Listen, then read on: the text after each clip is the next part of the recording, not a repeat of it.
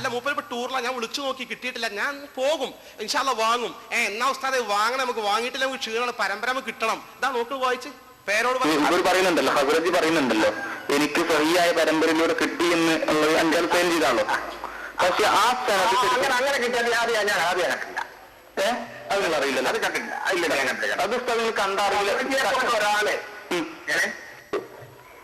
എങ്കിലും ആ സഹിയായ സ്ഥലത്തും കൂടി അവരോട് ചോദിക്കാമായിരുന്നില്ല. ഹസ്രജിയുടെ അടുത്തുനിന്ന് സഹിയായ സ്ഥലത്ത് മുഖാന്തരം കിട്ടിയെന്ന് പറയുമ്പോൾ ആ സഹിയായ സ്ഥലത്തിന് ഞങ്ങൾക്ക് നൽകിയാൽ എന്നായിരുന്നു എന്ന് പറഞ്ഞാൽ ആ സ്ഥലത്തും കൂടി വാങ്ങിക്കൂടെ? അയാളോട് അയാളിപ്പോ അവിടെ ഇല്ല, അബുദാബിയിലില്ല. അത് ശരിയാ, ഞാൻ വിളിച്ചു നോക്കിയതാണ്. അപ്പൊ സഹിയായ സ്ഥലത്ത് അദ്ദേഹത്തിന്റെ അടുത്ത് ഉണ്ടാവും. നമ്മളയാൾ കളക്ടർ പറയില്ല തന്നെ വിചാരിക്കേണ്ടത്. അയാൾക്ക് എവിടെ നിന്ന് കിട്ടിയുള്ള സ്ഥലത്തിനെ പറ്റി ഇതിൽ പറഞ്ഞില്ല. ഇയാൾ പറഞ്ഞിട്ടുണ്ട് നമുക്ക് മൊത്തത്തിലായ ശരിയായ പ്രകാരം എന്നാണ് പറഞ്ഞിട്ടുണ്ട്. അതെ, ആ സ്ഥലത്ത് നമുക്ക് ആവശ്യപ്പെട്ട വാങ്ങിയാൽ നമുക്ക് വളരെ ഉപകാരമായിരുന്നു. ശ്രമിക്കാം നമുക്ക്. അത് അയാൾക്ക് 22 മിനിറ്റ് നീണ്ടു നിൽക്കുന്ന അതിവിദഗ്ധമായി അദ്ദേഹത്തുമായി സംസാരിച്ച് അനുനയത്തിൽ കൊണ്ടുവന്ന് ഇങ്ങനെ പറഞ്ഞിട്ട് ഒപ്പിച്ചതാണ്. സുഹൃത്തുക്കളെ, അപ്പോ ഈ ബ്ലാങ്ക് പേപ്പർ കാണിച്ചു കൊടുത്തതോ കുറ്റ്യാടിയിലുണ്ട്, ഇപ്പൊ കുറ്റ്യാടിയിലുണ്ട് എന്ന് പറഞ്ഞതോ, അപ്പൊ അതൊക്കെ നുണയാണോ? ആണോ? നുണയാണ്. നിങ്ങൾ സമ്മതിച്ചാലും ഇല്ലെങ്കിലും അത് പച്ച നുണയാണ്. എന്നാൽ പത്രസമ്മേളനം വിളിച്ചപ്പോ അവസാനം പറഞ്ഞ എന്താ അറിയോ? അത് ദുബൈയിലുള്ളത്. അപ്പൊ എവിടുന്ന് പോകുന്നു? ആദ്യം വായിച്ചത് സനദല്ല, നസബ. ഈ സനദുണ്ട്, അത് സിറാജുലുദ്ദീനും കുറ്റ്യാടിയിലൊക്കെ ഉണ്ട്. ഇപ്പൊ അവിടെ ഇല്ല, ഇപ്പൊ ഇവിടെ ദുബൈയിലുണ്ട് എന്നാണ്. ദുബൈയിലുണ്ട് എന്നാണ് പത്രസമ്മേളനത്തിൽ കാന്തപുരം തന്നെ പറഞ്ഞോട്ടെ. ഇനിയെങ്കിലും അത് അവസാനിപ്പിക്കാൻ ഞങ്ങൾ പറയുന്നു. അവർ ഞങ്ങളെ കൂടെ വരട്ടെ, ഞങ്ങൾ ഏതു സമയത്തും പോകാൻ തയ്യാറാണ്. അഹമ്മദ് ഹസ്രജിയുടെ അടുക്കൽ പോയി സനദില്ല എന്നാണ് അദ്ദേഹത്തിന് കാണിക്കാൻ കഴിയുന്നില്ല എങ്കിൽ ഞങ്ങൾ ഇതിൽ നിന്ന് ഇത് ഖേദിച്ച് മടങ്ങാൻ തയ്യാറാണ്. അദ്ദേഹം കാണിക്കുകയാണെങ്കിൽ ഇവരും ഖേദിച്ച് മടങ്ങണം. അതുവരെ അവർ നിർത്തണം, ഭിന്നിപ്പ് നിർത്തണം. ഭിന്നിപ്പ് നിർത്തണം എന്നാണ് സംഗതി. നിൽക്കൂല. മുപ്പരായിട്ട് ഇത് പുറത്തു വിട്ടതാണെങ്കിൽ ഇത് അങ്ങനെ പെട്ടെന്ന് നിൽക്കൂല. നിങ്ങൾ രണ്ടുകൂട്ടരും കൂടി നിങ്ങൾ കോംപ്രമൈസ് ആയതിൽ നിൽക്കൂല സാധനം. കാരണം ഈ വിഭാഗത്തൊക്കെ പറയുമ്പോഴും കാന്തപുരത്തിന്റെ കൂടെ ഒന്നായിട്ട് ജനം ഒഴുകണത് പേടിച്ചിട്ടാ. റസൂലുള്ളാഹിനോടുള്ള സ്നേഹം കൊണ്ടൊന്നല്ല. കാരണം 25,000 റുപ്യക്ക് ഒരു ഗ്ലാസ് വെള്ളം വിറ്റ ആൾക്കാരെ സ്റ്റേജിൽ ഇരുത്തിയിട്ടാണ് ഈ വർത്താനൊക്കെ പറയുന്നത്, അല്ലേ? 25,000 റുപ്യക്ക് നിങ്ങൾ മുടിമുക്കി വിറ്റ വെള്ളത്തിന്റെ സനദെവിടെ? ഞങ്ങളെ വിചാരണയിൽ, കേരളത്തിലെ മുജാഹിദുകളുടെ വിചാരണയിൽ, ആദർശത്തിന്റെ പ്ലാറ്റ്ഫോമിൽ അതിശക്തമായി സംഘടന കപ്പാസിറ്റി ഉള്ള കാലത്തെക്കാളും ശക്തമായി മുന്നോട്ടു പോകുന്ന മുജാഹിദ് കൂട്ടായ്മക്ക് നിങ്ങളോടുണ്ട് ചോദ്യം, അല്ലേ? ആ കുളിമുറിയിൽ നിങ്ങളും നഗ്നരാണ്, ഞങ്ങൾക്കറിയാം കൃത്യമായിട്ട്. അതേ, നിങ്ങൾ വാതിൽ തുറന്നാലും ഇല്ലെങ്കിലും ഒക്കെ ജനങ്ങൾ കണ്ടിട്ടുണ്ട്, കാണേണ്ടതൊക്കെ ജനങ്ങൾ കണ്ടിട്ടുണ്ട്. അതുകൊണ്ട് ഇപ്പൊ ദുബായിലാണെന്നാ. ദുബായിക്ക് പോകാത്തത് നന്നായി. കാരണം എന്താ അറിയോ? കാരണം ഇപ്പൊ അവസാനം മനസ്സിലായത് അമ്മൂന്റെ മുടിയാന്ന, അല്ലേ? അമ്മൂന്റെ മുടിയാന്ന് അവിടേക്കാൻ വരുന്നുണ്ട്. ഞാൻ പറയണത് ഇതിങ്ങനെ പോന്നു. ഇതിന്റെ സനദ് ഒരു ഭാഗത്ത് നമ്മൾ വിചാരണ നടത്തി, മറുഭാഗത്ത് മുടിന്റെ നീളം വിചാരണ നടത്തി, മറുഭാഗത്ത് മൂന്നാമത്തെ മുടിന്റെ എണ്ണം വിചാരണ നടത്തി. ഒന്നും ഞാൻ പോണില്ല. ഇതേപോലെ മുടിന്റെ നീളത്തെ കുറിച്ച് പറഞ്ഞ വൈരുദ്ധ്യങ്ങൾ ഇടാണ്ട് ഞാൻ ഇടണില്ല. പിന്നെ മുടിന്റെ എണ്ണത്തെ കുറിച്ച് പറഞ്ഞതുണ്ട്, അത് ഇടണില്ല, ഒന്നും ഇടണില്ല. എന്നാൽ ഈ വിചാരണ മുന്നോട്ട് പോയപ്പോ ശരീഅത്ത് വിവാദ കാലത്തെ പോലെ മുജാഹിദിനെ മുസ്ലിങ്ങൾ ഒന്നിച്ചു. എന്താ?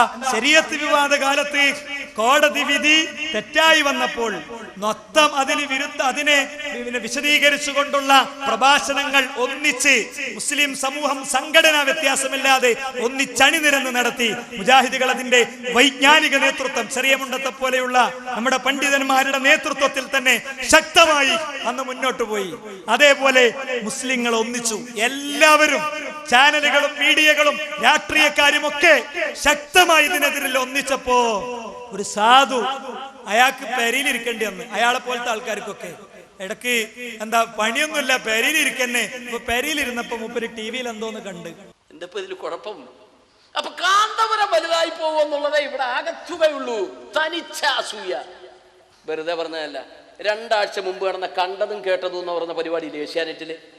അപ്പൊ ചോദിക്കും മൊയിലാൽ ഇതും കണ്ടോണ്ടാണോ ഇരിക്കണമെന്ന്. കണ്ടതും കേട്ടതും ഒക്കെ കാണും. കാരണം ഇതേപോലത്തെ വില്ലന്മാരെ പിടിക്കണമെങ്കിൽ കാന്തപുരത്തെ വിമർശിക്കാൻ 3 മാന്യന്മാരിരിക്കുക. നോക്കണേ അവരുടെ ഉള്ളിലിരിപ്പ്. ഒന്ന് തനിച്ച ജമാഅത്തെ ഇസ്ലാമി, മറ്റേതോ അതിനേക്കാൾ വിഷം ഇപ്പുറത്തെ നമ്മുടെ സുന്നിയുടെ വലിയാരും. 3 പേരുടെ പ്രമേയം എന്താ? കാന്തപുരത്തിനെ തിന്നുക. വിമർശിക്കണമെങ്കിൽ ഇയാൾ ഒറ്റക്കിരുന്ന് വിമർശിക്കട്ടെ. ഇവരെന്തിനാ കൂട്ടുപിടിച്ചത്? ഇന്നലെ വരെ അള്ളാന്റെ റസൂലിനെയും സുന്നത്തിയെ മാത്രമേ വിമർശിക്കുന്ന ആളുകളെ കൂട്ടുപിടിച്ചിട്ടാണോ, കമ്പനി ആയിട്ടാണോ, ഷെയർ ചെയ്തിട്ടാണോ സുന്നീനെ വിമർശിക്കേണ്ടത്? എന്ത് സുന്നി താല്പര്യാണോ ഇത്? അങ്ങനെ അരിശം കൊണ്ടിട്ട് കാര്യമില്ല. ഒന്നിച്ചെല്ലാവരും ഒരു പടയോട്ടം പോലെ ഇറങ്ങി കാന്തപുരത്തിനും കൂട്ടർക്കും പുറത്തിറങ്ങാൻ പറ്റാതെയായി അല്ലേ? മുജാഹിദ് പ്രസ്ഥാനത്തിലെ വിഷയത്തിൽ ഇവരെ ഇടപെടാനുള്ള കാര്യത. ആരൊക്കെയോ കൊടുത്ത ക്ലിപ്പ് തലങ്ങും വിലങ്ങും മുറിച്ചിട്ട് നിങ്ങൾ അവസാനിച്ചു, എട്ടായി പൊട്ടി, ഈ ക്യാമ്പയിൻ കഴിയുമ്പോഴത്തേക്ക് കേരളത്തിൽ ഒരു മുജാഹിദ് ഉണ്ടാവില്ല എന്ന് കോഴിക്കോട് ആശാരി പറഞ്ഞു. ഇപ്പൊ മൂപ്പര് സംഘടനയിലില്ല. സംഘടനയില്ല. ഞങ്ങൾ പറഞ്ഞതാണത്.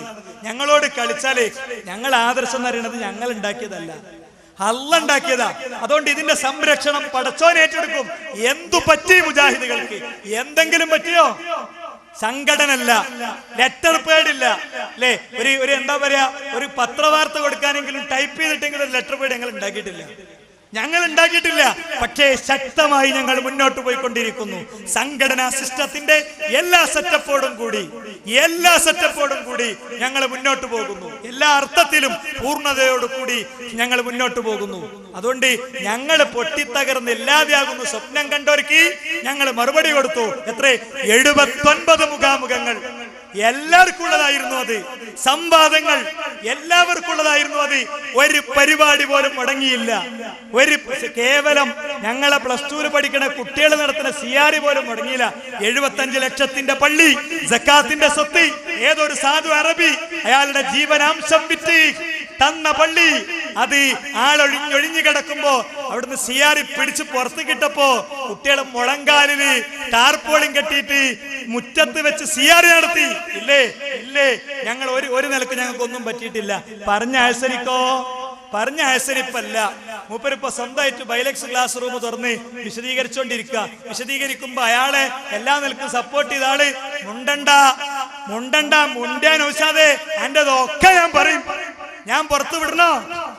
ഇപ്പൊ വലിയ ഉന്മേഷല്ല. നിങ്ങൾ ആരെങ്കിലും ചർച്ച കേട്ടിരുന്നോന്ന് അറിയില്ല. വലിയ ഒച്ചമിടൊന്നുമില്ല. മറ്റേത് മൂപ്പര ചെറി ഉണ്ടല്ലോ അല്ലെ, പ്രൊഫഷണൽ ടച്ചുള്ള ചെറി. ആകെ ആ ചെറിനെ അഡ്ജസ്റ്റ് ചെയ്യല് അല്ലേ?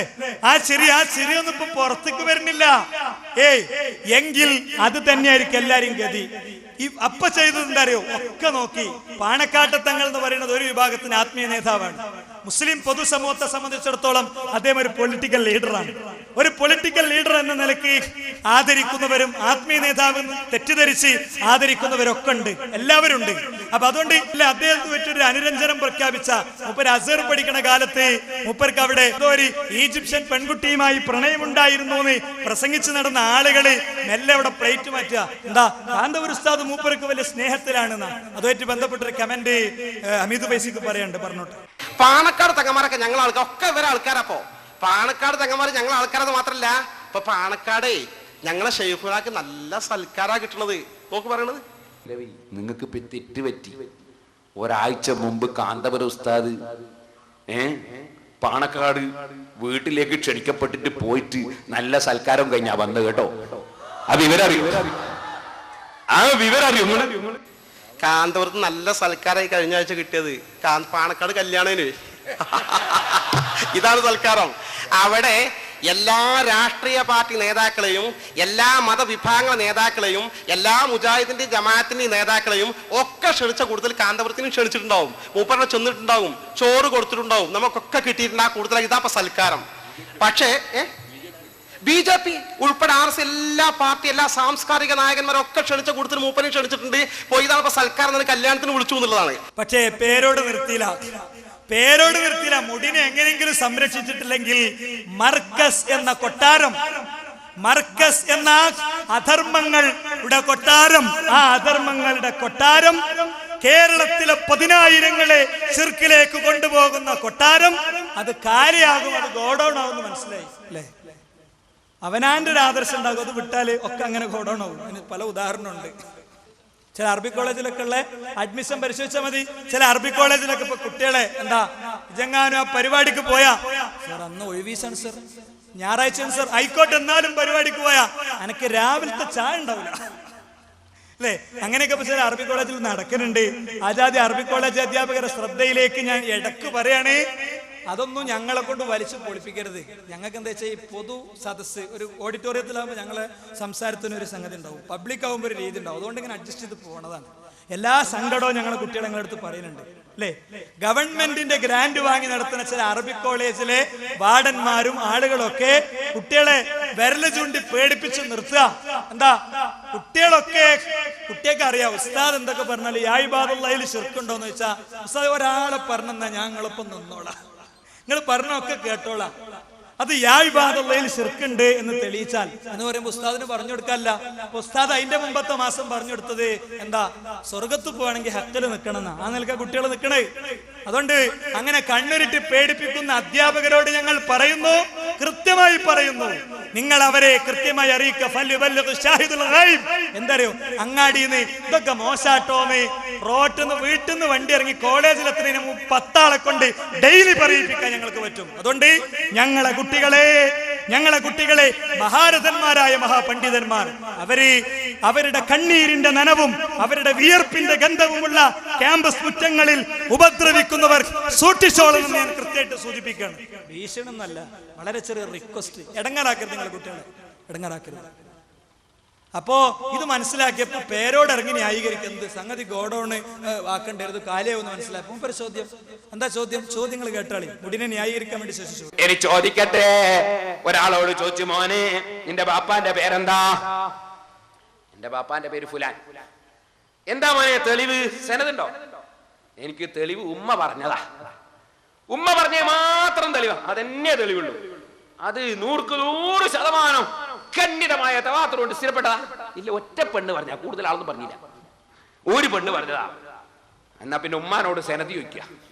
ഉമ്മാനോട് പറയാ സാക്ഷി വേണം, കുറെ ആള് വേണം. എന്തിന്? എന്റെ ബാപ്പ എന്താണെന്നുള്ള തെളിവേ.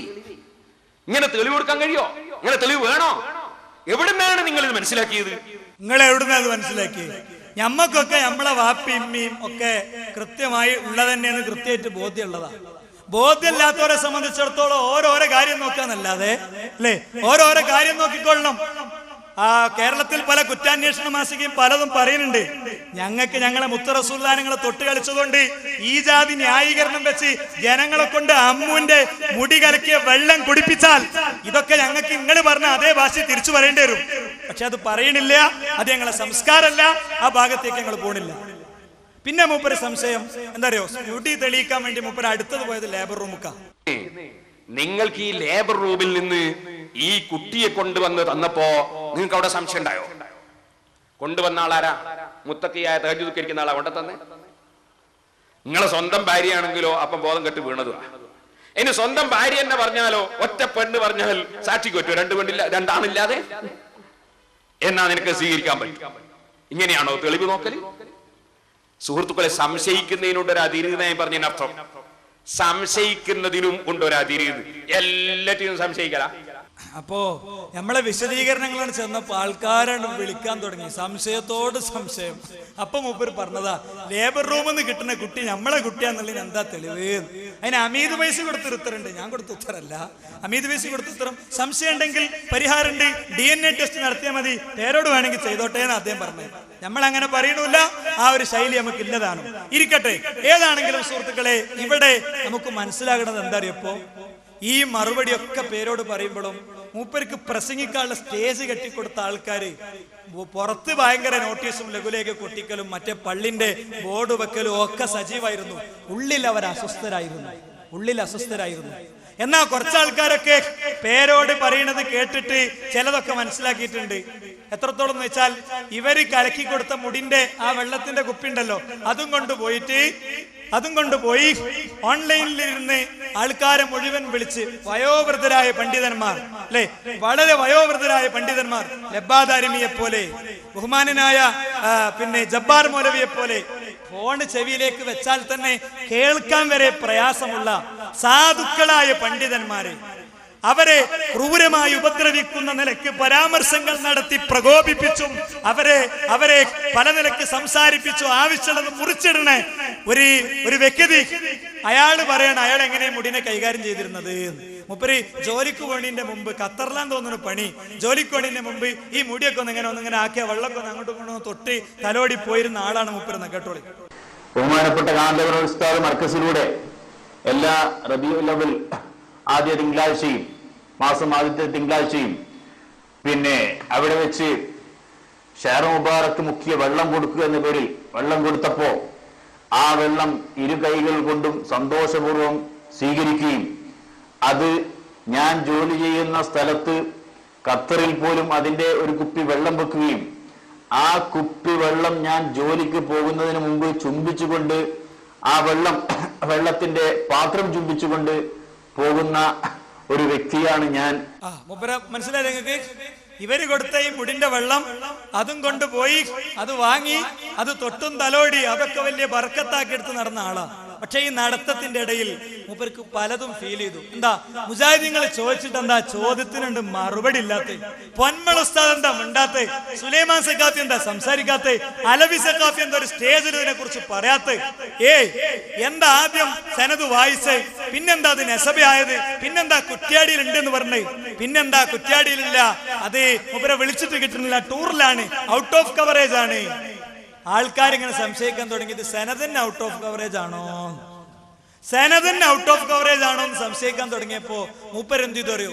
മൂപ്പർക്ക് ഏറ്റവും പരിചയമുള്ള മർക്കസുമായി ഏറ്റവും അടുത്ത ബന്ധമുള്ള ഒരാളെ വിളിച്ചോട്ട് ചോദിച്ച് എത്ര മുടിയുണ്ട് ശരിക്കും? എത്ര നിങ്ങളൊന്ന് പറയും, മനസ്സിനൊരു സുഖത്തിന് വേണ്ടിയാ. ശരിക്കും എത്ര മുടിയുണ്ട്? അപ്പോ മർക്കസിന്റെ ഉള്ളിലെ എല്ലാ സംഗതി അറിയണ മൂപ്പർക്കും അറിയില്ല എത്ര മുടിയുണ്ട്. അവിടെ മുതലാണ് ജിഷാൻ മാഹി എന്ന കാന്തപുരം വിഭാഗത്തിന്റെ നെഞ്ചകം പിളർത്തി കാന്തപുരത്തിന്റെ നെഞ്ചത്തുണ്ടായിട്ട് കടാര കുത്തി ഇറക്കിയ മനുഷ്യന്മാരെ ഐസിയുവിലിട്ടാൽ അല്ലെങ്കിൽ വേറെ ഏതെങ്കിലും ഒരു സ്ഥലത്ത് കൊണ്ടുപോയിട്ട ചിലപ്പോ പഠിച്ചോൻ ആയുസ് കൊടുത്തനെങ്കിൽ രക്ഷപ്പെട്ടു പോരാ. ഇപ്പൊ സംഭവിച്ചത് അങ്ങനെ പോരാൻ പറ്റിയതല്ല. ഇപ്പൊ പുറത്തു വന്ന ക്ലിപ്പുകൾ എന്താ? ഇപ്പൊ പുറത്തു വന്നത് സ്വകാര്യ സംഭാഷണത്തിന് വേണ്ടി റെക്കോർഡ് ചെയ്ത ക്ലിപ്പുകൾ പടച്ചോൻ തക്ക സമയത്ത് പുറത്തേക്ക് എടുത്തിട്ടു. കാന്തപുരം എന്ന ബിംബം തകരുകയാണ് അല്ലെ?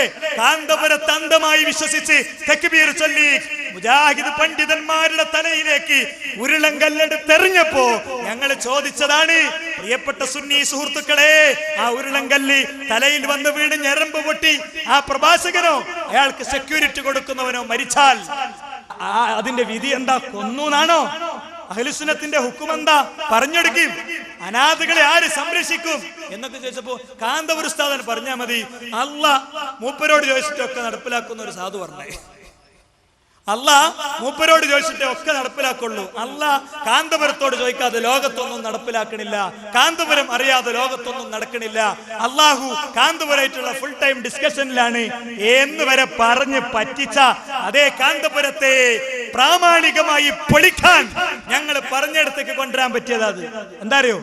ചോദിച്ചപ്പോ പറയാം എനിക്ക് എണ്ണറിയില്ല. അപ്പൊ ജിഷാൻ എന്ന് പറയണേ കാന്തപുരം കൂടാരത്തിലെ ഏറ്റവും ശക്തനായ വ്യക്തി. അങ്ങനെ മുടി കൈകാര്യം ചെയ്ത ആൾ സംശയിക്കാൻ തുടങ്ങിയത് എങ്ങനെ പറഞ്ഞോട്ടെ.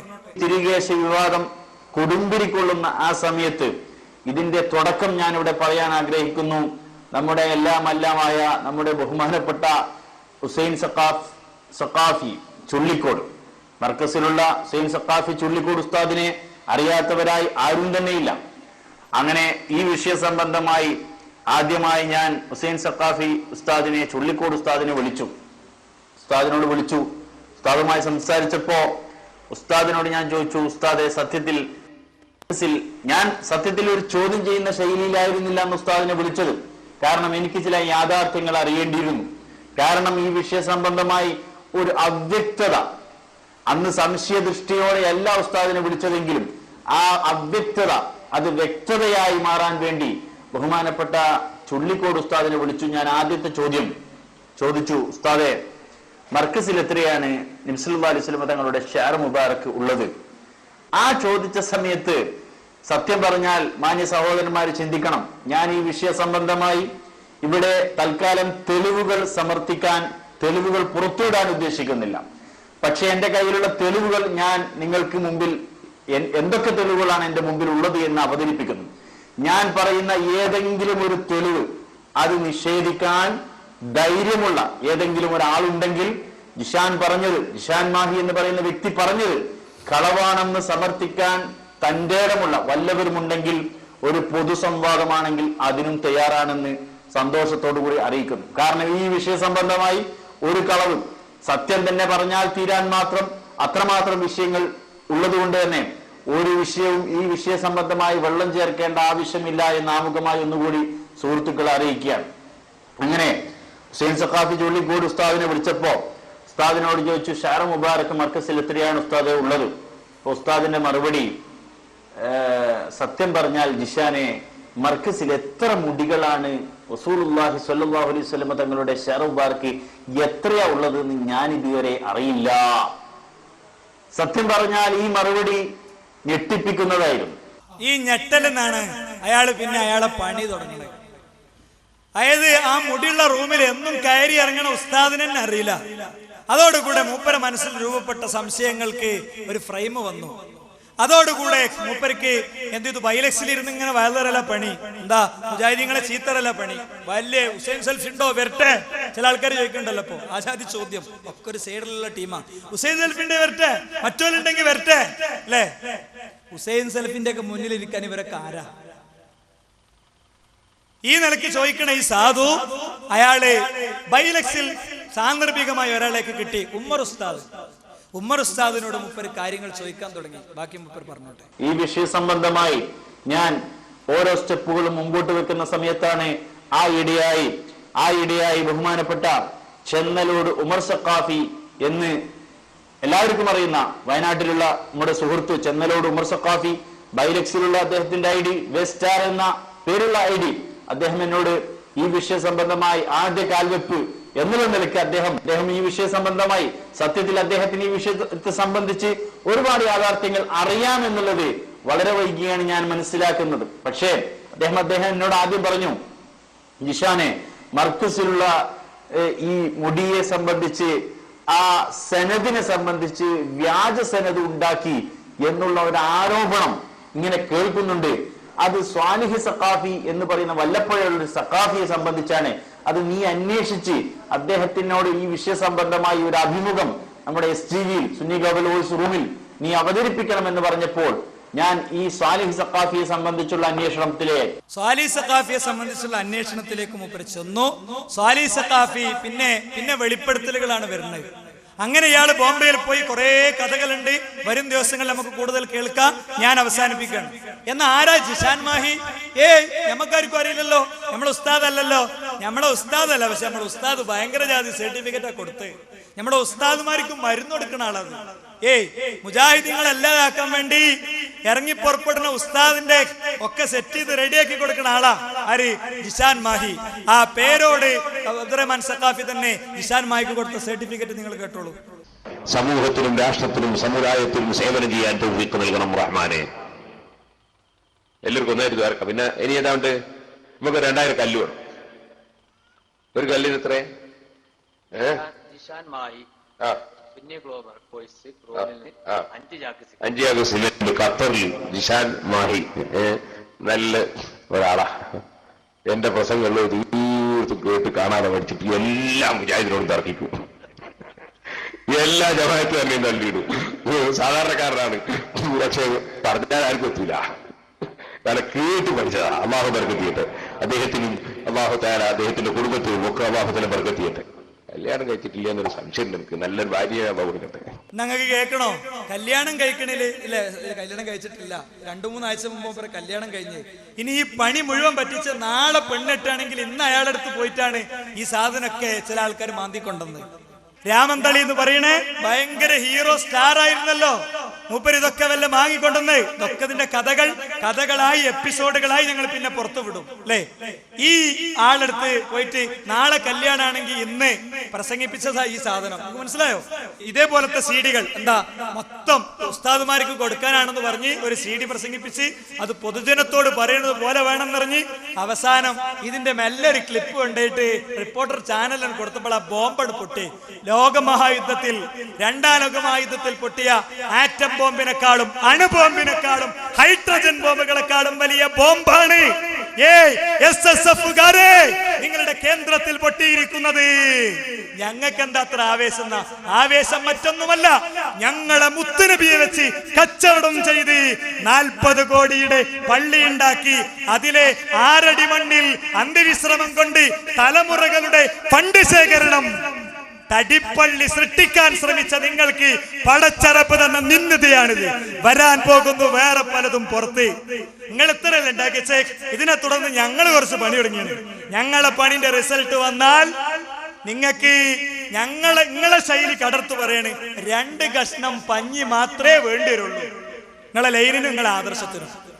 ഇതേ മുത്തുനബിന്റെ ശരീരം കൊണ്ട്, അദ്ദേഹത്തിന്റെ ചരിത്രം കൊണ്ട്, 23 കൊല്ലത്തെ ത്യാഗം കൊണ്ട് നിങ്ങളെ പെരയിലും കുടിയിലും പെയിന്റ് അടിക്കാനും കുട്ടിയേക്കും മക്കൾക്കും ചെലവെടുക്കാനും 3 മുടി ബോംബെയിലുള്ള ഒരു ചങ്ങാതിന്റെ അടുത്ത് ആക്രി കച്ചവടക്കാരന്റെ അടുത്ത് കൊണ്ടുവന്നതാ. അതുകൊണ്ടാണ് ഞങ്ങളെ ഭാഷ അത്ര തീഷ്ണാകണത്, വേറൊന്നുകൊണ്ടല്ല. ഒരിക്കലും സാധാരണക്കാരോടല്ല എന്റെ സംസാരം. മുസ്ലിയാക്കന്മാർ നമ്മളെ ചതിക്കാണ് അല്ലേ? ഇനി ഈ ജിഷാൻ മാഹി അയാൾ ഉമർ സഖാഫി വഴി പരിചയപ്പെട്ട സ്വാലി സഖാഫി, ആ സ്വാലി സഖാഫിയിലേക്ക് എത്തിയപ്പോ അയാൾക്ക് കുറച്ചൊക്കെ അറിയാം. അയാൾ കാരണം എന്താ ഇതിന് സനദില്ല അയാൾ പറഞ്ഞോട്ടെ. ഇതൊക്കെ നമ്മള് നാളെ പടച്ചവന്റെ മുമ്പിൽ നമ്മള് നിനക്ക് സമാധാനം പറയേണ്ടി വരില്ലേ എന്ന് ചോദിച്ചപ്പോ സ്വാലിഹിനോട് പറഞ്ഞു, ചൊല്ലിക്കോട് ഉസ്താദ്. എന്തേ? അതൊക്കെ പിന്നെ തീരുമാനിക്കാം, അതിന്റെ ഒരു കോപ്പി കിട്ടാൻ ഞാനും കുറേയായി കളിക്കുന്നു, ഒരു കോപ്പി നീ എനിക്ക് കൊണ്ടുവന്നു താ സ്വാലിഹേ എന്ന് പറഞ്ഞു. ഞാൻ സ്വാലിഹിനോട് അടുത്ത ചോദ്യം ചോദിച്ചു, സ്വാലി സഖാഫി, നിങ്ങളൊരു പണ്ഡിതനല്ലേ? നിങ്ങൾ ചെയ്ത പ്രവർത്തനം ഷഹാദത്തു സൂർ മഹാനായ നബി സല്ലല്ലാഹു അലൈഹി വസല്ലമ തങ്ങൾ വരെ മുട്ടുന്ന 45ഓളം പണ്ഡിതന്മാരുടെ മഹാന്മാരായ ഏതെങ്കിലും ഒരു ജിഷാൻ മാഹിയുടേതോ അല്ലെങ്കിൽ ഏതെങ്കിലും ഒരു ഉമർ സഖാഫിയുടേതോ അല്ലെങ്കിൽ വേറെ ഏതെങ്കിലും ഒരു അഹ്സനിയുടെയോ സഖാഫിയുടെയോ പേര് വെച്ചുണ്ടാക്കിയ ഒരു വിഷയമല്ല.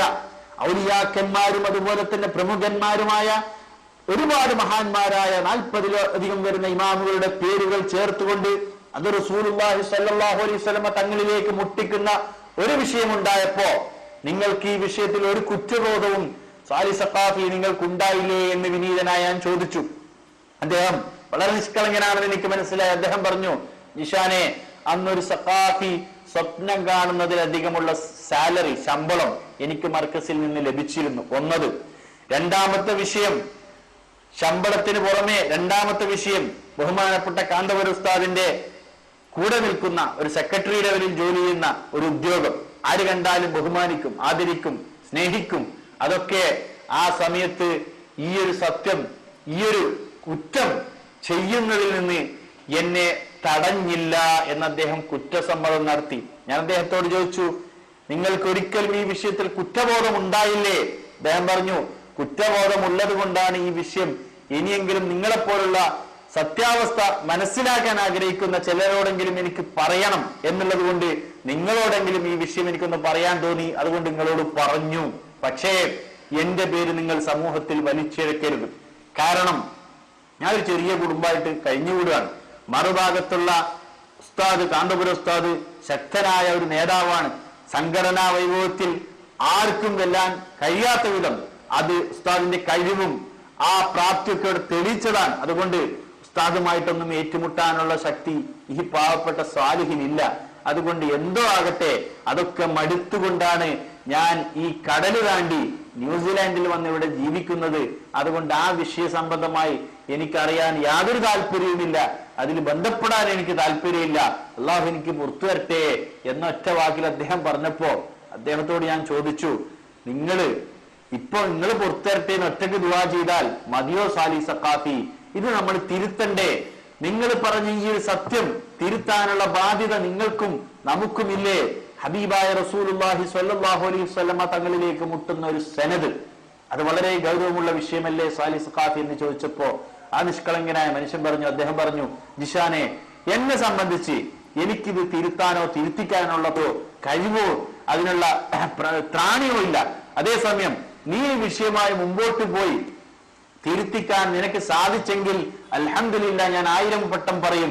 എന്റെ എല്ലാവിധ സഹായ സഹകരണങ്ങളും നിനക്ക് ഞാൻ തരും ഈ വിഷയത്തിൽ എന്ന് പറഞ്ഞപ്പോ അൽഹംദുലില്ലാ, അള്ളാഹുവിനെ മാത്രം തവക്കുലാക്കിക്കൊണ്ട് ഈ വിഷയ സംബന്ധമായി ഈ വിഷയം. അപ്പൊ സുഹൃത്തുക്കളെ കണ്ടല്ലോ, അവനാന്റെ സാലറി, അവനാന്റെ സൗകര്യം ഞങ്ങൾ വെറുതെ പറഞ്ഞതല്ലത്.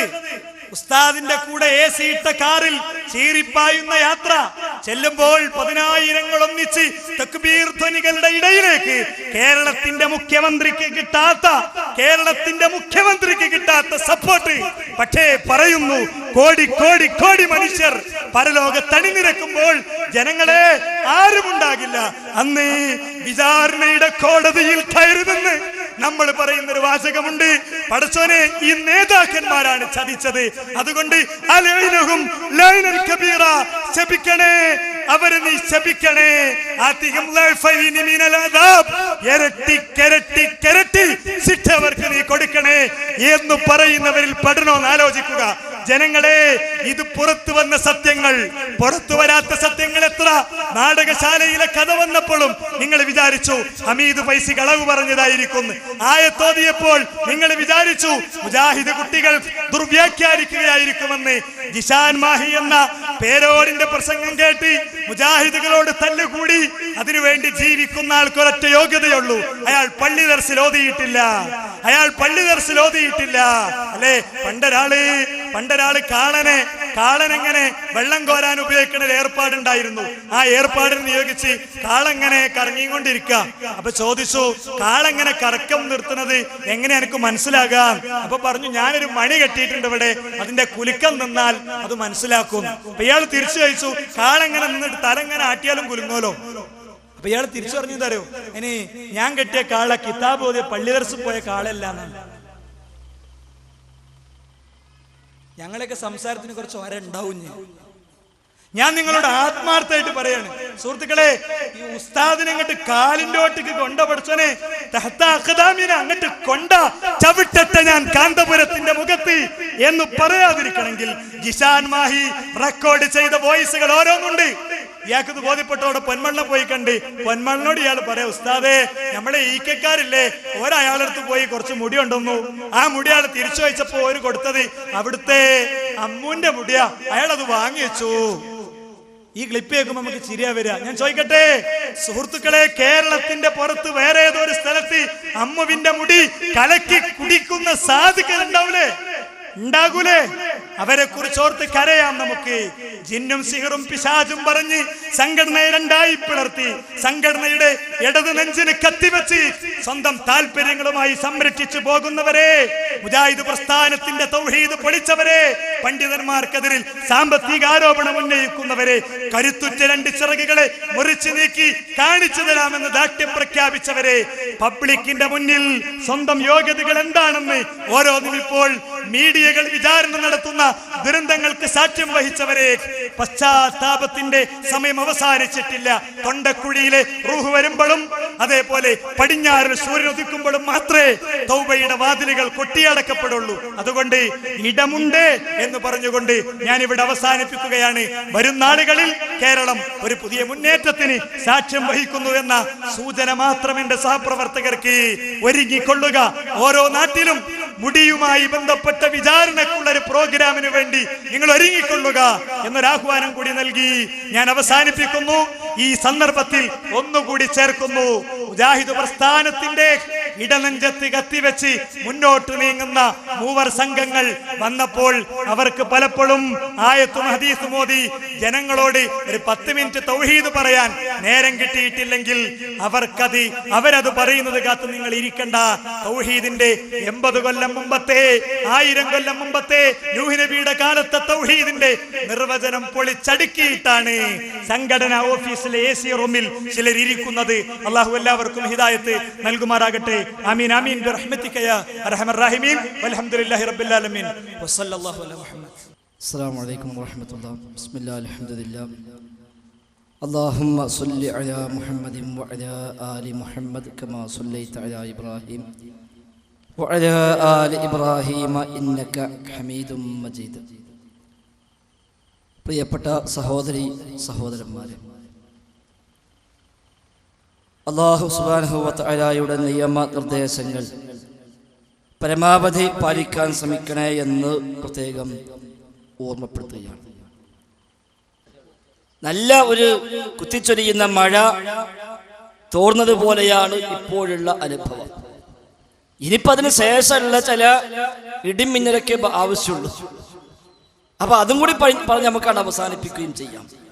ഏതായിരുന്നാലും ശരി, മുജാഹിദ് പ്രസ്ഥാനം സംഘടിതമായ പ്രവർത്തനം ആരംഭിച്ച അന്ന് മുതൽ ഇന്ന് വരെ ഏതൊരു തൗഹീദിലേക്കും ഏതൊരു സുന്നത്തിലേക്കും ഏതൊരു കിതാബിലേക്കും സുന്നത്തിലേക്കുമാണോ സമൂഹത്തെ ക്ഷണിച്ചത്, ഏതൊരു ശിർക്കിനെതിരെയും ഖുറാഫാത്തിനെതിരെയും ബിദ്അത്തിനെതിരെയുമാണോ മുജാഹിദ് പ്രസ്ഥാനം പ്രബോധന രംഗത്തേക്ക് ഇറങ്ങിയത്, ആ ഒരു പ്രബോധനം ഇവിടെ നിലച്ചു പോയിട്ടില്ല ഒരു ദിവസം പോലും. എല്ലാ സംഘടനാ സംവിധാനങ്ങളും പലരും കൈയടക്കി ഞങ്ങളാണ് ഇതിന്റെ ആളുകളെന്നും നിങ്ങളാരും ഇനി പ്രസംഗിക്കാൻ പാടില്ലെന്നും വേറെ വേദി നോക്കാമെന്നും പറഞ്ഞുകൊണ്ട് പല ആളുകളും രംഗത്തിറങ്ങി പുറപ്പെട്ടെങ്കിലും ആ സംഘടനാ സംവിധാനമെല്ലാം തൽക്കാലം അവിടെ കയ്യിൽ ഇരിക്കട്ടെ എന്ന് തീരുമാനിച്ച് നമ്മുടെ ദൗത്യം മുടങ്ങരുത് എന്ന് വിചാരിച്ചിറങ്ങി പുറപ്പെട്ട ഒരു കൂട്ടായ്മയാണ് നമ്മൾ.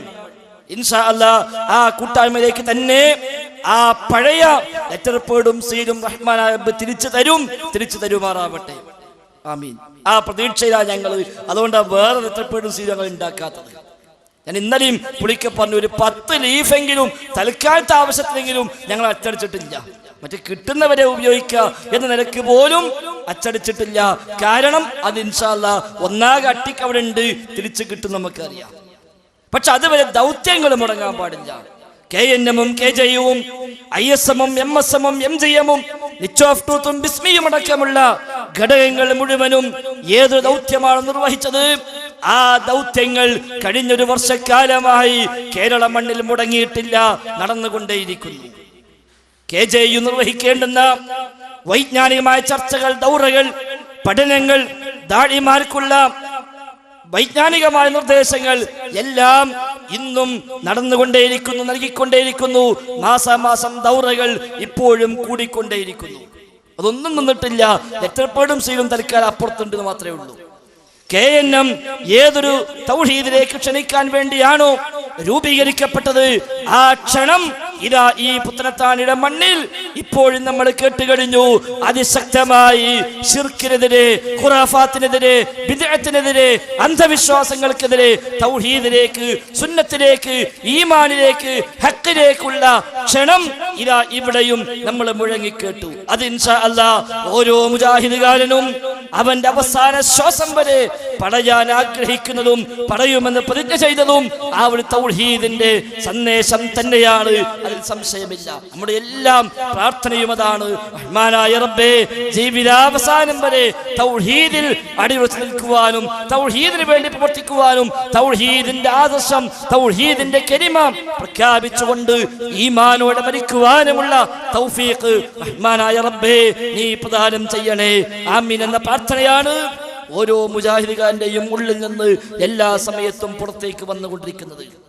പക്ഷേ ഒരു കാര്യം തീർച്ചയാണ്, ആ തൗഹീദിൽ നിന്ന് വിട്ടുപോയവർ, ആ തൗഹീദിൽ നിന്ന് വ്യതിചലിച്ചവർ, ആ തൗഹീദിൽ നിന്ന് വഴിമാറിപ്പോയവർ, അവർ ആരാണെങ്കിലും ഒരു പൊതു സാമ്യത നമുക്കവരിൽ കാണാൻ സാധിക്കുന്നു.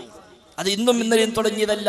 തൗഹീദ് വിട്ടവർ, പ്രമാണങ്ങൾ വിട്ടവർ, പുതിയ മേച്ചിൽപ്പുറങ്ങൾ തേടിപ്പോയവർ, അവര് എല്ലാ കാലത്തും പൊതുവായ ചില സാമ്യതകൾ നമ്മൾ അവരിൽ കാണാറുണ്ട്. നമ്മുടെ നാട്ടിലെ സമസ്തക്കാരും മുജാഹിദ് പ്രസ്ഥാനവും കാര്യമായി വേർതിരിഞ്ഞു നിൽക്കുന്ന, കാര്യമായി അഭിപ്രായ വ്യത്യാസമുള്ള ഏറ്റവും പ്രധാനപ്പെട്ട മേഖല ഏതാ? ഇതുവരെ വിശദീകരിച്ചതുപോലെ തൗഹീദിന്റെ മേഖല തന്നെയാണ്. ഇയ്യാക നഅ്ബുദു വ ഇയ്യാക നസ്തഈൻ. അല്ലാഹ് നിന്നെ മാത്രം ഞങ്ങൾ ആരാധിക്കുന്നു, നിന്നോട് മാത്രം ഞങ്ങൾ സഹായമർത്ഥിക്കുന്നുവെന്ന് വിശുദ്ധ ഖുർആനിലെ സൂറത്തുൽ ഫാത്തിഹയിലെ വചനം. അല്ലാഹു സുബ്ഹാനഹു വ തആലയും അവന്റെ അടിമയും തമ്മിലുള്ള കരാർ എന്ന് അല്ലാഹു തന്നെ നമ്മെ അറിയിച്ചതാണല്ലോ ആ വചനത്തെക്കുറിച്ച്. അല്ലാഹു പറഞ്ഞതായി അല്ലാഹുവിന്റെ റസൂൽ സ്വല്ലല്ലാഹു അലൈഹി വസല്ലമ നമ്മോട് പറഞ്ഞു. അല്ലാഹു പറഞ്ഞിരിക്കുന്നു, ഖസ്സംതു സ്വലാത ബൈനി വ ബൈന അബ്ദി. ഖസ്സംതു സ്വലാത്ത്, ഞാൻ ഇതാ ഫാത്തിഹയെ വിഭജിച്ചിരിക്കുന്നു. ബൈനി വ ബൈന അബ്ദി, എന്റെയും എന്റെ അടിമയുടെയും ഇടയിൽ ഞാൻ ഫാത്തിഹ സൂറത്തിനെ വിഭജിച്ചിരിക്കുന്നു രണ്ടായിട്ട്. എന്റെ അടിമ അൽഹംദുലില്ലാഹി റബ്ബിൽ ആലമീൻ എന്ന് പറയുമ്പോ റഹ്മാനായ റബ്ബ് പ്രതികരിക്കും ആ പറച്ചതിനോട്, എന്റെ അടിമ ഇതാ എന്നെ സ്തുതിച്ചിരിക്കുന്നു. അടിമ അർ-റഹ്മാനിർ റഹീം മാലിക് യൗമിദ്ദീൻ എന്ന ആയത്തുകൾ പാരായണം ചെയ്യുമ്പോൾ അല്ലാഹു സുബ്ഹാനഹു വ തആല പറയുമെന്നാണ്, എന്റെ അടിമ എന്റെ മഹത്വം അംഗീകരിച്ചിരിക്കുന്നു, എന്റെ അടിമ എന്നെ പ്രശംസിച്ചിരിക്കുന്നു എന്ന് റഹ്മാനായ റബ്ബ് പറയും.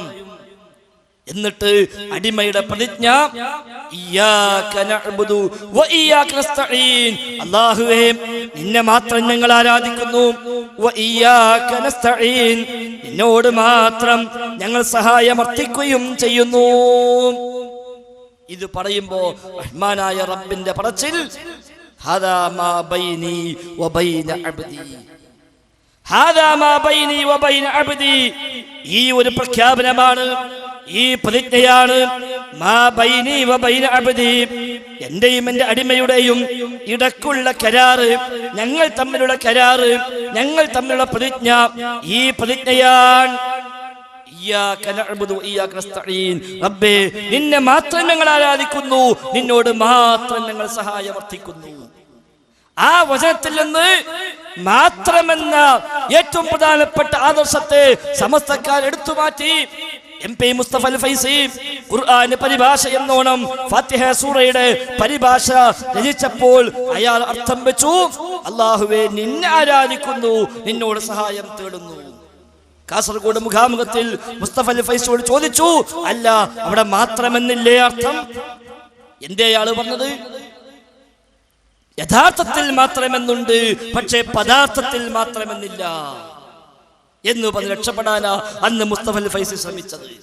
അങ്ങനെ യഥാർത്ഥം മൂടി വെച്ച് യഥാർത്ഥത്തിനപ്പുറത്തേക്ക് ശരിയല്ലാത്ത വ്യാജമായ അർത്ഥതലങ്ങളിലേക്ക് സമുദായത്തെ കൊണ്ടുപോയിട്ടാണ് ഈ നാട്ടിൽ ഇക്കാണുന്ന ജാറങ്ങളും ദർഗകളും കുതുബിയത്തും റതീബും നാരിയാസുലാത്തും നാല മൗലീദുകളും അടക്കമുള്ള ശിർക്കിന്റെ എല്ലാ വശങ്ങളും ഈ നാട്ടിൽ സ്ഥാപിക്കാൻ അവർ മുന്നോട്ട് വന്നത് ആ മാത്രം എടുത്തൊഴിവാക്കിയിട്ടാണ് അവർ ആ പണി മുഴുവൻ ഒപ്പിക്കാൻ ശ്രമിച്ചത്. അങ്ങനെയാണ് നമ്മുടെ നാടുകളിൽ ആയിരക്കണക്കായ ജാറങ്ങൾ പൊങ്ങി വന്നത്, നമ്മുടെ നാടുകളിൽ മാലപ്പാട്ടുകൾക്ക് പ്രചാരം ലഭിച്ചത്, നമ്മുടെ നാടുകളിൽ പല മഹാന്മാർക്കും അപ്രമാദിത്വം കൽപ്പിക്കപ്പെട്ടത്, നമ്മുടെ നാടുകളിൽ നേരത്തെ സൂചിപ്പിച്ചതുപോലെ കാന്തപുരം മുസ്ലിയാരെ പോലെ ബിംബങ്ങൾ സ്ഥാപിതമായതും ഈ മാത്രം എടുത്തൊഴിവാക്കിയപ്പെടാം. അതിനുവേണ്ടി എന്തെല്ലാം ദുർവ്യാഖ്യാനങ്ങൾ നടത്തി, പലതും ചോദിച്ചു മുജാഹിദോട്. റബ്ബിനോട് മാത്രമേ സഹായം തേടാവൂ എന്ന ഖുർആനിന്റെ അസ്ലിയായ അടിസ്ഥാനമായ ആദർശം മുജാഹിദുകൾ പ്രബോധനം ചെയ്തപ്പോൾ അവർ ചോദിച്ചു, അല്ല മുജാഹിദുകളെ, നിങ്ങളുമില്ലേ പലരോടും സഹായം ചോദിക്കുന്നു, നിങ്ങളുമില്ലേ ഭാര്യമാരോട് സഹായം ചോദിക്കുന്നു, നിങ്ങളുമില്ലേ പല ആളുകളിലേക്കും ചെന്ന് പല ആവശ്യങ്ങൾക്കുമായി അവരോട് സഹായം ആവശ്യപ്പെടുന്നു, എങ്കിൽ പിന്നെ അതും ശിർക്കാകണ്ടേ എന്ന ബാലിശമായ ന്യായങ്ങൾ പറഞ്ഞ് അവർ രംഗത്ത് വന്നപ്പോൾ ഏതാണ് ഇയ്യാക നസ്തഈനിലെ സഹായാർത്ഥന എന്നും ഏതാണ് നാം തമ്മിൽ ചോദിക്കുന്ന സഹായാർത്ഥന എന്നും വളരെ കണിശമായി ഈ സമുദായത്തെ പഠിപ്പിച്ചവർ മുജാഹിദ് പ്രസ്ഥാനമായിരുന്നു. അതിന്റെ ഫലമാണല്ലോ ഈ സംസാരിക്കുന്ന ഞാനടക്കം ഈ കേൾക്കുന്ന സദസ്സിലെ മഹാഭൂരിപക്ഷം ആളുകളും ഒരു കാലത്ത് ഖുറാഫാത്തിന്റെ പിന്നാലെ പോയവർ, ഒരു കാലത്ത് അന്ധവിശ്വാസങ്ങളുടെ പിന്നാലെ പോയവർ, പിന്നീട് ഈ തൗഹീദിന്റെ ആദർശ പാതയിലേക്ക് മാറി നിൽക്കാൻ തയ്യാറായത്, നാടും വീടും കുടുംബവും ഒഴിവായി പോയവർ, ജോലിയിൽ നിന്ന് പിരിച്ചുവിടപ്പെട്ടവർ, പല ബന്ധങ്ങളും വിച്ഛേദിക്കേണ്ടി വന്നവർ, പല വരുമാന മാർഗങ്ങളും മുടങ്ങിപ്പോയവർ, ഖബർസ്ഥാനുകളിൽ പോലും ഒരു 6 അടി മണ്ണിന് വേണ്ടി ത്യാഗം സഹിക്കേണ്ടി വന്നവർ എല്ലാം ഉണ്ടായില്ലേ? മയ്യത്തുമായി അങ്ങോട്ടും ഇങ്ങോട്ടും നടക്കുന്ന സാഹചര്യങ്ങൾ പോലും ഉണ്ടായി നമ്മുടെ നാടുകളിൽ. മടമാടാൻ പറ്റില്ല എന്ന ഭീഷണി വിലപ്പോവില്ലെന്നറിയാമെങ്കിലും ഇപ്പോഴും ഒറ്റയും തറ്റയുമായി പലരും പ്രചരിപ്പിക്കുന്നുവല്ലോ. എന്തേ ഇതെല്ലാം ഉണ്ടായിട്ടും ഈ ആദർശ കൂട്ടായ്മയിലേക്ക് ആളുകൾ കൂട്ടം കൂട്ടമായി പണ്ഡിത പാമര വ്യത്യാസമെന്ന് ഒഴുകിയെത്തിയത് ഇയ്യാക നസ്തഈൻ എന്ന ആ അടിസ്ഥാന ആദർശം മനസ്സിലായത് കൊണ്ട് തന്നെയാണ്.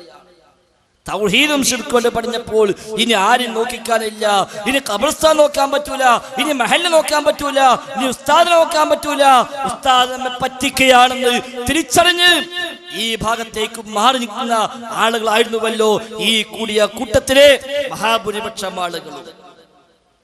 അവർക്ക് തൗഹീദ് മനസ്സിലായി, ഇയ്യാക നസ്തഈൻ എന്ന ഇസ്തിആനത്ത് മനസ്സിലായി.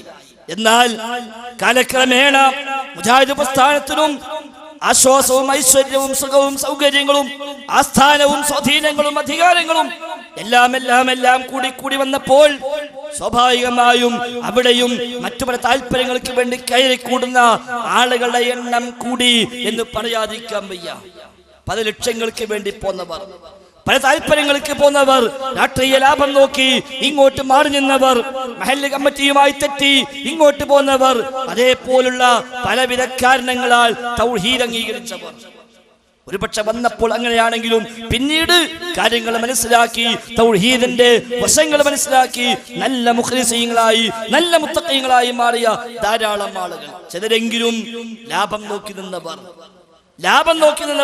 ചിലർ ഒരു പരിഷ്കരണ പ്രസ്ഥാനം എന്ന് മനസ്സിലാക്കി ഇങ്ങോട്ട് മാറി നിന്നവർ. അവർക്ക് വേറൊന്നും അറിയില്ല, പക്ഷെ ഒരു പരിഷ്കരണ പ്രസ്ഥാനം എന്ന നിലക്ക് ഇങ്ങോട്ട് പോന്നവർ. എനിക്കറിയാം, ഒരു വെള്ളിയാഴ്ച ഖുത്ബയിൽ അല്ലാഹുവിന്റെ റസൂലിന്റെ മുടിയുമായി ബന്ധപ്പെട്ട്, വിയർപ്പുമായി ബന്ധപ്പെട്ട് ഹദീസിൽ സ്ഥിരപ്പെട്ട് വന്ന സവിശേഷതകൾ, ബറക്കത്തുകളുമായി ബന്ധപ്പെട്ട ഹദീസുകൾ ഖുത്ബയിൽ പറഞ്ഞപ്പോ ഒരാള് പറഞ്ഞു, ഇതൊക്കെ എന്തിനാ പറഞ്ഞത്, വല്ലാത്തൊരു വശത്തരായി പോയി, ഇതൊക്കെ ഖുത്ബയിൽ പറയേണ്ട ആവശ്യമുണ്ടോ? ഞാൻ പറഞ്ഞു, ബുഖാരി മുസ്ലിം അടക്കമുള്ളവർ ഉദ്ധരിച്ച ഹദീസാണല്ലോ പറഞ്ഞത്, എന്റെ വക ഒന്നും പറഞ്ഞിട്ടില്ല. അങ്ങനെ എന്തെല്ലാം ബുഖാരി ഉണ്ടാകും, അതൊക്കെ ഇവിടുന്ന് പറയേണ്ട ആവശ്യമുണ്ടോന്നാ. മുജാഹിദായിട്ട് ഏകദേശം 100 നൂറ്റാണ്ട് കാലി കഴിഞ്ഞു. അങ്ങനത്തെ കുറെ മനുഷ്യന്മാരുണ്ടായി. എന്താണ് വസ്തുത എന്നറിയാതെ, പ്രമാണങ്ങൾ പഠിക്കാതെ, എന്നാൽ ഈ കൂട്ടത്തിലായി കൂടി അതുകൊണ്ട് വേറെ കുറെ ലാഭങ്ങൾ ഉണ്ടാക്കി അങ്ങനെ മുന്നോട്ട് പോയവർ. അതിനിടയ്ക്കാണ് അത്തരം ചില ആളുകളുടെ കുരിശിത ശ്രമങ്ങളുടെ ഫലമായി 2002 ഒരു ചെറിയ ഒച്ചപ്പാടും ബഹളമൊക്കെ ഇവിടെ ഉടലെടുത്തത്. ഈ വക വിഷയങ്ങൾ തബറുക്കാണെങ്കിലും ജിന്നും സിഹ്റുമാണെങ്കിലും കണ്ണീറാണെങ്കിലും ഈ വക വിഷയങ്ങളിൽ അന്ധവിശ്വാസമേത് ശരിയായ വിശ്വാസമേത് എന്ന് തിരിച്ചറിഞ്ഞിട്ടില്ലാത്ത ചില ആളുകളെ ദുരുപയോഗം ചെയ്തുകൊണ്ട് ഒരു ചെറിയ ഒച്ചപ്പാടും ബഹളമൊക്കെ ഉണ്ടാക്കി കൊണ്ടുവന്നു. ഇവിടെ 2002 ഉണ്ടാക്കിയവർക്ക് ലക്ഷ്യങ്ങൾ മറ്റു പലതുമായിരുന്നു. അവർക്ക് ഈ വിഷയം അറിയാത്തത് കൊണ്ടല്ല. ബഹുമാന്യനായ ഹുസൈൻ മടവൂരോ അദ്ദേഹത്തിന്റെ കൂടെ ഉണ്ടായിരുന്ന ആളുകളും അവരിൽ പല ആളുകൾക്കും പല പ്രഭാഷകന്മാർക്കും വിഷയങ്ങൾ അറിയാത്തത് കൊണ്ടായിരുന്നില്ല. പക്ഷേ തൽക്കാലം അതുപയോഗിച്ച് കുറച്ച് ആളുകളെ പിടിക്കാമെന്ന് അവർ മനസ്സിലാക്കി. അതുമായി അവർ രംഗത്തിറങ്ങി. അബ്ദുസ്സലാം സ്വലമിയെ പോലുള്ള ആളുകളാവട്ടെ, അവർക്ക് പണ്ടേ തന്നെ സലഫി അഖീദയോടോ സലഫി റൂട്ടിനോടോ സലഫി മൻഹജിനോടോ കൂറില്ലാത്തവരായിരുന്നു എന്നുള്ളത് പിന്നീടാണ് പലർക്കും ബോധ്യമായത് എന്ന് മാത്രം. മുഅ്തസിലി ചിന്താഗതികളും പിഴച്ചുപോയ പല കക്ഷികളുടെയും ആദർശങ്ങളും അയാളുടെ പഴയകാല പുസ്തകങ്ങളിൽ തന്നെ എമ്പാടും ഇടം പിടിച്ചത് പിന്നെയാണ് ഓരോന്നോരോന്നായി ശ്രദ്ധയിൽപ്പെടുന്നത്. അങ്ങനെയാണ് ഒരു ജിന്ന് വിവാദം എന്ന ഒരു ഇല്ലാത്ത വിവാദം യഥാർത്ഥത്തിൽ 10 കൊല്ലം മുമ്പ് മുജാഹിദുകൾക്കിടയിൽ ചിലർ പടച്ചുവിട്ടത്. അന്ന് അതിശക്തമായി ആ രംഗത്തിറങ്ങി അതിനെതിരെ മറുപടി നൽകിയ ആളുകൾ, അതിൽപ്പെട്ട 1-2 ആളുകൾ കുറച്ചു കാലം കഴിഞ്ഞപ്പോ നേരെ അവരെ കൂടെ കൂടുന്ന നമ്മൾ കണ്ടത്. നമ്മൾ സാധാരണ പറയാറുണ്ട് ആട്ടിനെ പട്ടിയാക്കാൻ. ആ പണിയാണ് ചില മനുഷ്യന്മാർ പിന്നെ നിർവഹിച്ചത്. അധികമൊന്നുമില്ല, ഒരു 3-4 ആളുകൾ. ഹനീഫ് കായ്ക്കോന്റെ ഭാഷയിൽ പറഞ്ഞാൽ ഒരു മൂവർ സംഘവും പിന്നെ ഒരു നാസസുല്ലമയും. അങ്ങനെയാണ് ഹനീഫ് കായ്ക്കോട് സാധാരണ പറയാറുള്ളത്. നമ്മൾ അതന്നെ അംഗീകരിച്ചു കൊടുക്കുക. ആകെ അത്രയേ ഉള്ളൂ. അവരാണ് പിന്നെ കളം മാറി ചവിട്ടിയത്. ആടിനെ പട്ടിയാക്കാൻ നമുക്കറിയാം. ഒരുത്തനെ ആടിനെ കൊണ്ട് പോകുമ്പോ അപ്പുറത്തൊരുത്തൻ ചോദിക്കുക, എവിടേക്കോ പട്ടിയുമായി പോകുന്നു. അവയും പറയേ, പട്ടിയോ, ഇതാടാണല്ലോ. കുറച്ച് മുന്നോട്ട് പോയി, അപ്പോഴും ഒരാൾ ചോദിച്ചു, എങ്ങോട്ടാ പട്ടിയുമായി? അപ്പൊ ഇവർ ചെറിയ സംശയം, എന്താ ഇത്? രണ്ടാമത്തോനും ചോദിച്ചല്ലോ. അപ്പൊ കൂടുള്ളോ സമാധാനിപ്പിച്ചു, ഇല്ല സുഹൃത്തെ, ഇത് പട്ടിയൊന്നല്ല, ഓന്റെ കണ്ണിന് എന്തോ കുഴപ്പമുണ്ട്, അത് നമുക്ക് മാറ്റി കൊടുക്കാം. കുറച്ചങ്ങ് പോയപ്പോ 3-ാമനും ചോദിച്ചു, 4-ാമനും ചോദിച്ചു, 5-ാമനും ചോദിച്ചു, ഇതേ ചോദ്യം. അപ്പോഴൊക്കെ ഒപ്പുള്ളോ സമാധാനിപ്പിച്ചില്ല, ബേജാറാകണ്ട, ഇത് ആടന്നെയാണ്. അങ്ങനെ പിന്നെ ചോദ്യം കഴിഞ്ഞു, പിന്നെ ചോദിക്കാൻ ആരും കാണില്ല. അങ്ങനെ അങ്ങ് പോയി കുറച്ചപ്പുറത്ത് ഇവർ 2 ആളും മാത്രം ഒറ്റക്കായപ്പോ ഒപ്പുള്ളവൻ പറയ, സുഹൃത്തെ, ഇത് പട്ടിനാണ് കേട്ടോ. അതാണ് ഇപ്പൊ സംഭവിച്ചത്. 2002 മുതൽ 2012 വരെ ചില ആളുകൾ ആട്ടിനെ പട്ടിയാക്കി, തൗഹീദിനെ ശിർക്കാക്കി, ഇയ്യാക നസ്തഈനെ മാറ്റിമറിച്ച്, ഭൗതികം മാറ്റിമറിച്ച് പുതിയ വ്യാഖ്യാനങ്ങൾ നൽകി മുന്നോട്ട് വന്നപ്പോൾ ഒറ്റക്കെട്ടായി നിന്ന് ശരിയല്ലെന്ന് പറഞ്ഞു കൊടുത്ത ആളുകൾ തന്നെ അവരൊക്കെ പത്തിമടക്കി, അവരൊക്കെ ഉള്ളിലേക്ക് വലിഞ്ഞ് എല്ലാം നിർത്തി ഈ നാട്ടിൽ നിന്ന് തന്നെ വംശനാശം നേടുന്ന അവസ്ഥയ്ക്ക് എത്തിയപ്പോ ഒപ്പം ഇക്കാലം നിന്നിട്ട് നമുക്ക് വേണ്ടി ബാധിച്ചോ പറയാ സംഗതി ഓപ്പത് ശരി തന്നെയാണ്, അതുകൊണ്ട് ഞങ്ങൾ ഇനി ഓലപ്പം പോകുകയാണ്. അവിടെയാണ് രണ്ടാമത് ആ വിഭാഗത്വം കത്തി വന്നത്. അല്ലാതെ ഒരു മുജാഹിദും ജിന്നിന്റെ പിന്നാലെ പോകാനോ, ജിന്നിനോട് സഹായം തേടാനോ, ജിന്നുമായി ആ നിലക്കുള്ള വല്ല ഇടപാടും നടത്താനോ ഈ കാലം വരെ ആലോചിച്ചിട്ടില്ല. ആലോചിക്കുന്ന വസ്തുവില്ല. അങ്ങനെ ആലോചിക്കുന്ന മുജാഹിദുമല്ല. ഒരു സംശയമില്ല. അങ്ങനെ വല്ലോരും ചിന്തിക്കുകയാണെങ്കിൽ എവിടെങ്കിലും കുടുങ്ങുമ്പോ ഒരു ജിന്നിനാട് വിളിച്ചാലോ എന്നൊരു തോന്നൽ ഉള്ളിലുണ്ടെങ്കിൽ ഓന മുജാഹിദ്